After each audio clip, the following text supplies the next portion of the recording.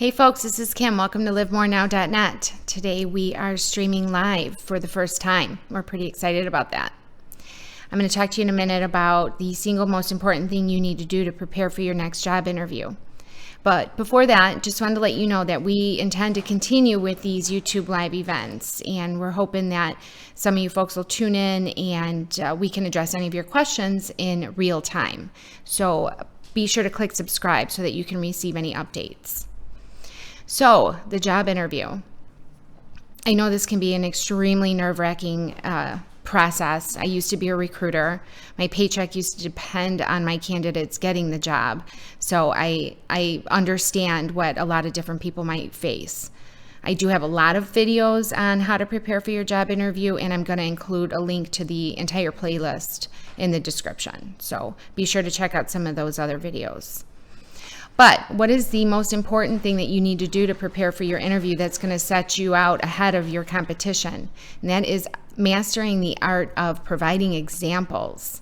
Most people don't come prepared with this type of information. So I'll explain. Let's say I'm the interviewer, and as we're moving along here, I ask you something like, would you consider yourself to be a team player? Most people at this point will say, oh yeah, absolutely. And me, the interviewer, okay, great. Can you give me an example? And this is where most people just your life might start flashing before your eyes if you aren't prepared. But if you don't, and if you're not prepared, you're going to start hemming and hawing and let me think about this, and my teammates really like me, and we work together every day. It's kind of hard for me to come up with a specific example, but I would definitely consider myself a team player. That's really a non-answer. It's one step above saying something ridiculous like, I can't think of one. So definitely don't ever say that. But it's that kind of a response. It's not necessarily harmful, but it's not memorable, and it's not going to help you get the job. So now,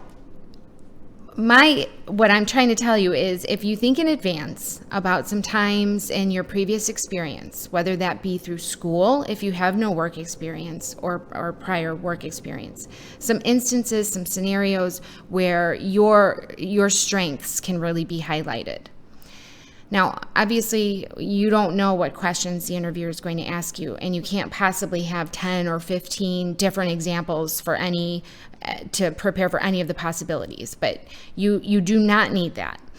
If you go to your interview with, like I said, 2 or 3 solid stories where you can emphasize your strengths, you will be able to just sail through most of these interview questions and really stand out. So let's say, for example, in your previous experience, let's say your boss gave you a project that you needed to complete at the very last minute, and maybe it required you to work really long hours. That would show dedication. Maybe it required you to work with multiple team members, which could highlight the fact that you are a team player. Maybe you had to compile a bunch of data to complete this project, which could show that you're detail-oriented. So that one example could answer potentially several different questions. Now, like I said, try to come up with 2 or 3 examples, because you don't want to use the same example for every question. That would sound stupid.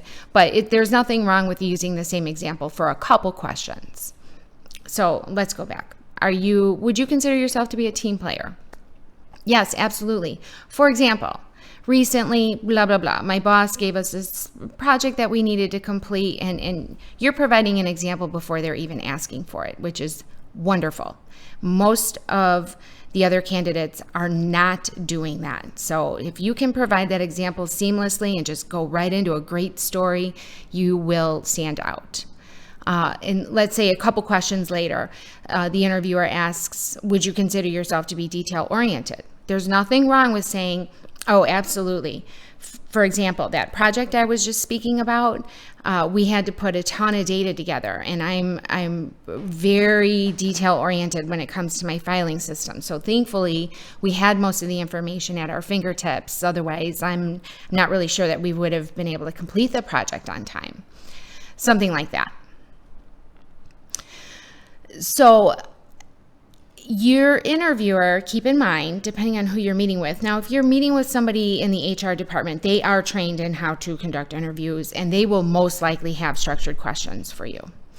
But if you're meeting with the hiring manager, let's say the customer service manager who's ultimately going to be your boss, they probably are not trained in how to conduct interviews. So they might not even have structured questions for you, which is, in my opinion, is even better because you can engage in more of a conversational style back and forth.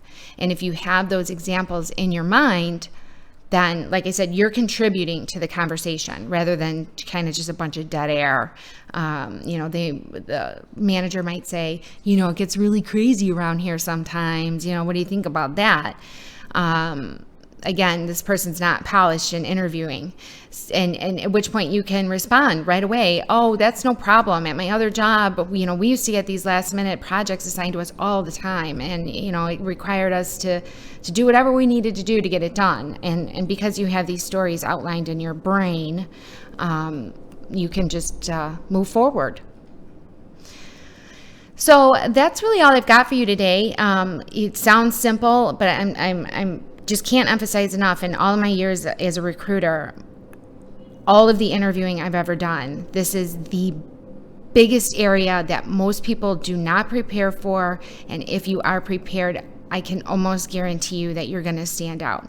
One note of caution: don't walk into the interview sounding like you have a script in your hand, and don't use your examples. You don't want to sound too like you're bragging, like, oh yeah, I'm so great, listen to this story. So you want to definitely continue to exercise some humility in answering those questions. So that's it, folks. Like I said at the beginning of this event, we continue to move forward with this. So I'm hoping that you'll tune in and we can start addressing any of your questions, concerns right here in real time. Thank you so much for visiting livemorenow.net.